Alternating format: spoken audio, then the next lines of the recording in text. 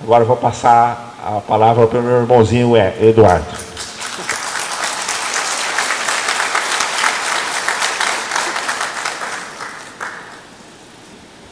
Bom, muito obrigado. Dando sequência à apresentação do Éder, eu vou falar um pouco de um esforço de tentar explicar no âmbito da interação de superfície e biológico o funcionamento dos remineralizadores. O que está aqui ainda não é pesquisa demonstrada, apesar da maior parte da informação que tiver aqui, ela vem de trabalhos científicos. Na realidade, são trabalhos científicos que suportam um conjunto de hipóteses, de coisas que ainda precisam ser testadas. Em seguida, hoje no final, ao longo da tarde, a gente vai ter a apresentação da Miriam.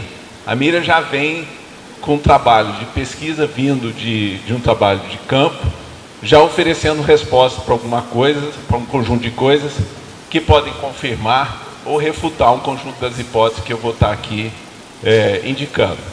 Essas hipóteses, além de estar fundamentada em trabalho científico, ela está muito fundamentada nos resultados da prática, né? Naquilo que as pessoas estão fazendo e estão observando e vivenciando no campo.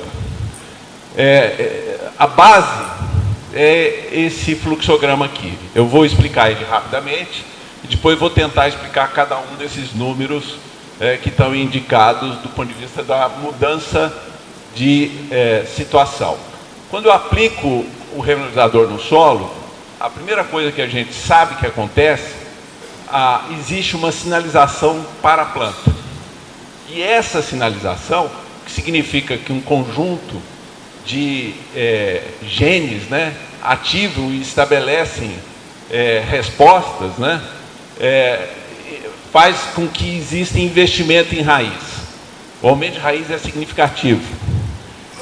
Quando eu aumento raiz, eu aumento o exudato, que é aquilo que a raiz oferece, né, no seu contexto da rizosfera, para fazer o recrutamento de micro-organismos. Além de fazer esse recrutamento de micro-organismos, o fato de eu estar oferecendo materiais que são ácidos, tanto da raiz quanto dos micro-organismos, aumenta o intemperismo do remineralizador que eu coloquei lá. Esse intemperismo gera novas formas minerais, faz com que o mineral saia de um estágio e vá para outro. Quando essa mudança ocorre, eu tenho disponibilização de nutrientes, porque o nutriente está lá no mineral, é a ação biológica da raiz e a ação biológica dos micro-organismos que faz com que esse nutriente seja disponibilizado. Esse nutriente pode alimentar os micro-organismos, como alimenta as plantas, né? E eu tenho um processo que é aumento de oferta de carbono no solo. Esses carbonos, uma parte deles, consegue aderir e se estabilizar numa interação mineral. Um conjunto de moléculas de carbono consegue estabelecer uma cobertura, uma atração no âmbito dos minerais, e isso estabelece um processo de estabilização de carbono no solo e formar algo que é microagregado. E a base do microagregado é a base da vida no solo. Essa é a lógica, essas são as hipóteses que a gente está levantando para poder explicar por que o remineralizador funciona. Agora vamos tentar explicar cada um daqueles passos, né? Aqui é uma tentativa da gente explicar a dimensão de interação física e química, né? Na realidade, eu tenho mineral, existe um processo de alteração na superfície. Essa alteração pode ocorrer por acidez, por molécula de água, por molécula de CO2, por ligantes orgânicos ou até por íons hidróxicos.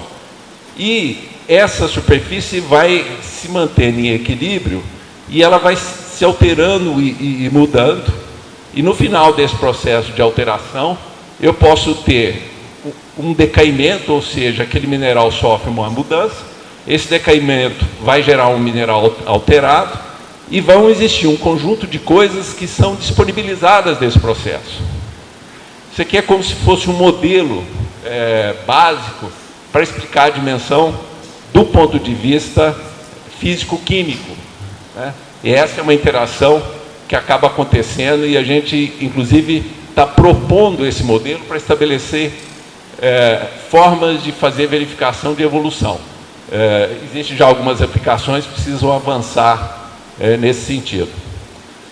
Mas ocorre uma outra coisa também, que é a resposta dos micro-organismos. Esse trabalho aqui é muito interessante, porque é o seguinte: o indivíduo pegou um vaso, plantou uma grama, e dentro desse vaso ele colocou bolsinhas, onde os diferentes minerais estavam fechados nessas bolsas, muito finas. E ele deixou a planta crescer, foi nas bolsinhas e dizer que micro-organismos tem em cada bolsinha de diferentes minerais. E o que ele descobriu, né? Quando ele faz a interpretação dos dados, coloca em 3 dimensões, ele começa a ver que existe uma separação dos micro-organismos associados aos diferentes minerais. Por exemplo, né, aqui estão a ferridrita, isso aqui é para bactéria, isso aqui é para fungo. Então você consegue perceber que os micro-organismos têm afinidades distintas pelos minerais. Então, lembra, se eu botei o renalizador no solo, além daquele processo de transformação que ocorre na superfície, os micro-organismos têm uma relação preferencial, e tem um processo seletivo dos micro-organismos. A outra coisa que acontece é o seguinte: como é que isso se dá? Qual é a forma de explicar que um micro-organismo tem preferência por um, tem preferência por outro? A possibilidade que tem, imagine que isso aqui, desse lado é solo, desse lado são os minerais que eu incluí, e aqui o conjunto dos micro-organismos.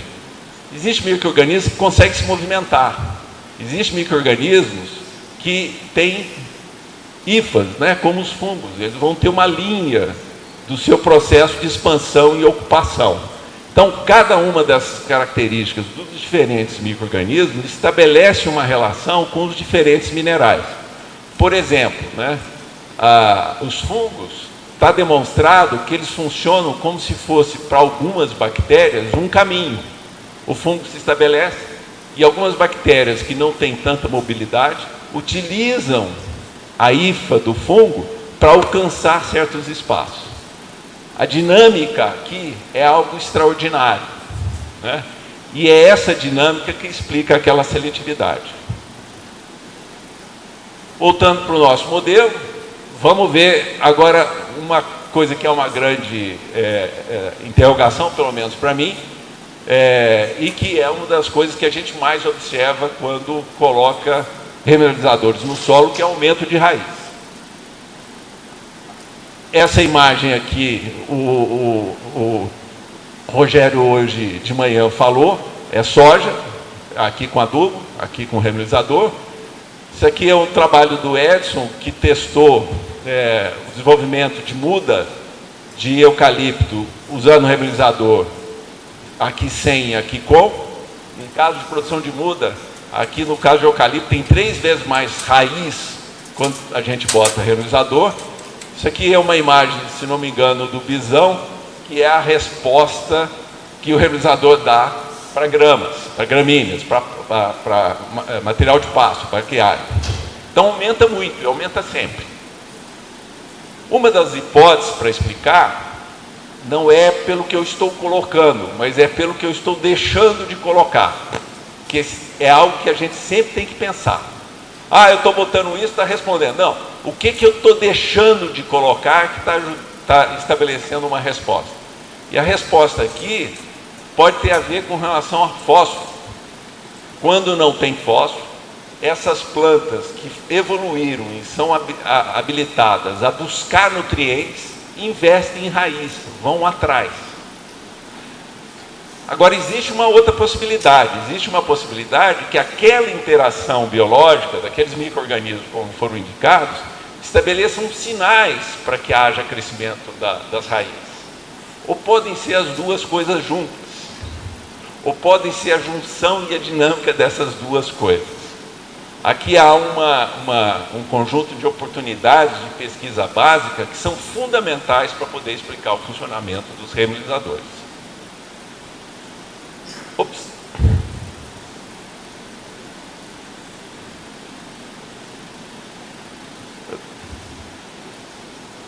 Se aumenta a raiz, aumenta o exudato. E o que significa isso?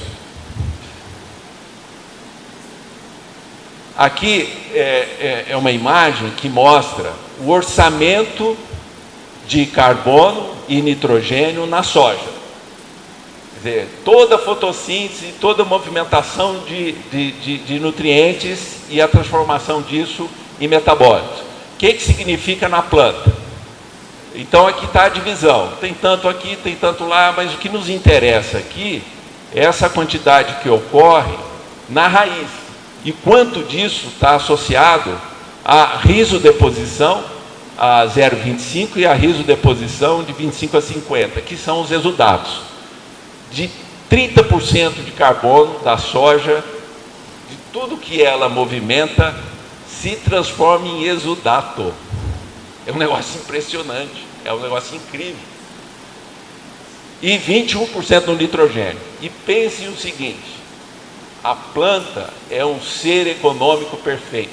Ela não faz nada se ela não tiver clareza daquilo que ela vai construir, que ela vai fazer.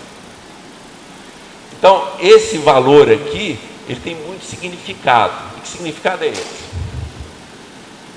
O exudato é a moeda, é a forma que a planta tem para lidar com os micro-organismos, para recrutar os micro-organismos que ela precisa.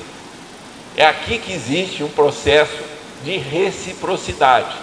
E o exudato é a moeda. Aqui, essa interação que existe entre planta, solo e micro-organismo, que está baseada nos exudatos. E os exudatos têm habilidades incríveis de fazer seleção de micro-organismo específico, de chamar um micro-organismo necessário para reagir a um potencial risco, de buscar um micro-organismo necessário para buscar um nutriente específico. E, portanto, o exudato aí tem um papel fundamental.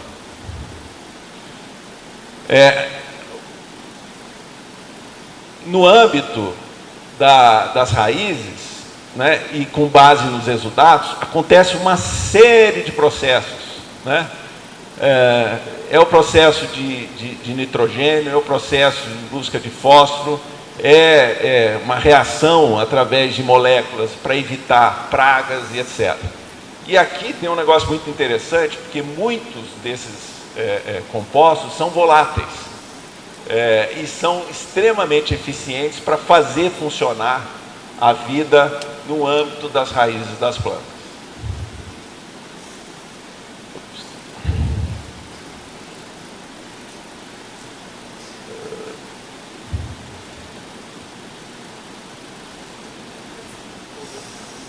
Concentrando, vai. Aí.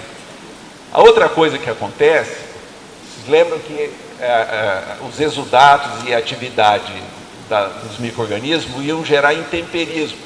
Mas o que é esse intemperismo? Aqui um exemplo, é basalto, interagindo com raiz. Aqui nessa primeira imagem aqui é um basalto, na realidade é uma biotita especificamente, que está aqui inteira, tá? E as outras imagens é a interação de micro-organismos com essa biotita.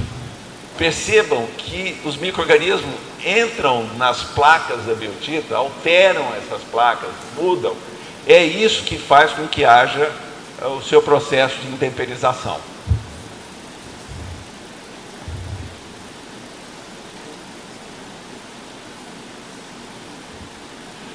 Agora vamos falar da disponibilização de nutrientes, né?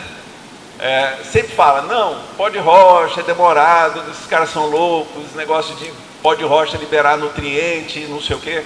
Então, aqui a gente pode olhar o seguinte, isso aqui é um mineral, uma superfície dele, essas bolinhas pequenas que tem aqui é o efeito da ação de um fungo, tá?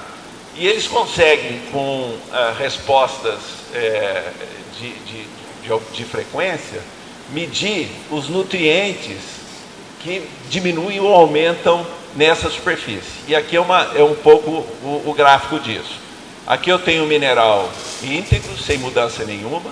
Aqui com um pouco de mudança. Aqui bastante alterado, erodido por causa da atuação do fungo. E aqui ele dissolvido, e aqui o próprio fungo.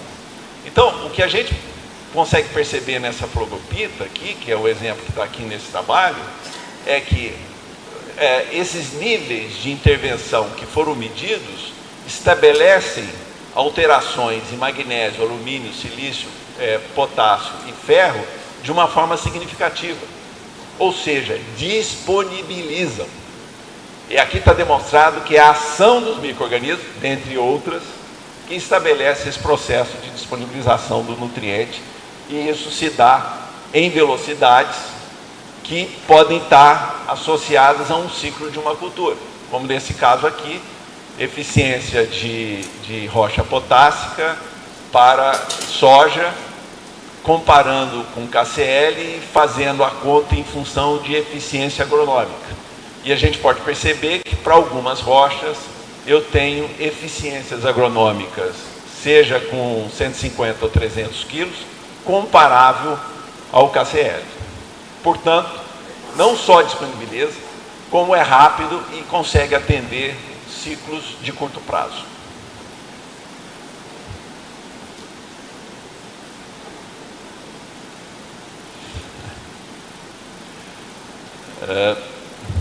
Vamos lá. Aí. A outra questão que está lá indicada naquele sistema é o aumento de carbono, né? Então esse processo todo faz aumentar carbono no solo. Mas como é que é isso? O que a gente tem aqui? E prestem atenção na questão dos dias, eu estou falando de 55 dias, tá? Aqui é a quantidade de carbono que está medida, né, em termos percentuais, e aqui eu tenho o próprio remobilizador e diferentes interações de solo e milho, remobilizador com feijão, solo e feijão e remobilizador. O que a gente pode perceber aqui? Que o milho com remobilizador conseguiu estabelecer níveis muito significativos de acúmulo de carbono, da mesma forma que eu tenho, não tão significativo, um pouco menos, entre milho e remobilizador, o que mostra que ao longo do tempo, relativamente curto, é possível eu estabelecer acúmulo de carbono no âmbito dos minerais. Como é que isso funciona do ponto de vista dessa interação? Eu vou pedir um pouco de imaginação para vocês, para compreender essa imagem, tá? Isso aqui são imagens de um mesmo...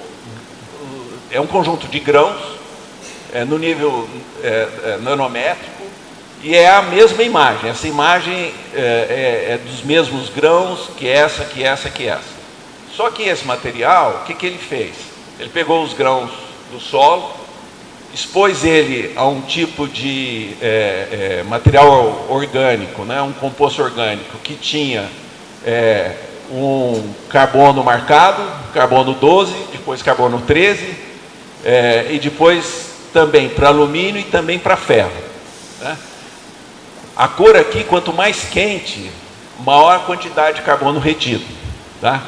E o que a gente percebe aqui, né? Que eu acumulei carbono 12, vamos pegar esse exemplo aqui, mas depois, quando eu botei carbono 13, também acumulou. O que isso significa?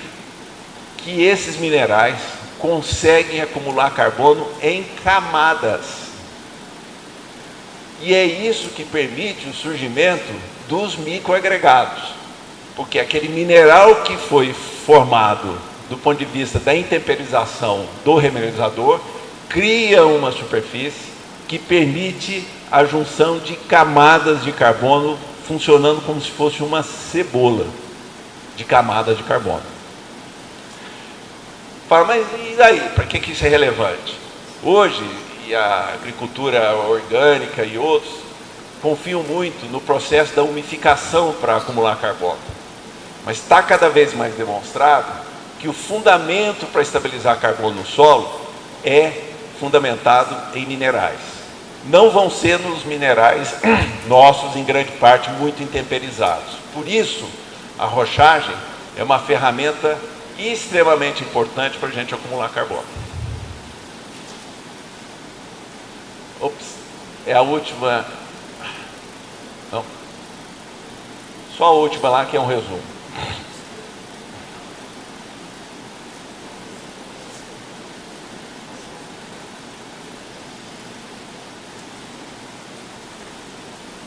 Só para finalizar,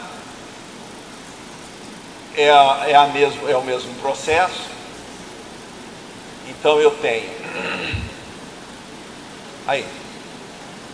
a planta, eu vou botar o remineralizador, esse remineralizador vai interagir aqui na rizosfera, vai ter a produção de exudato.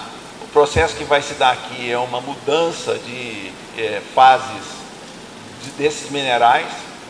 Esse carbono vai ficar aderido a esses materiais e essa adesão vai criar os microagregados.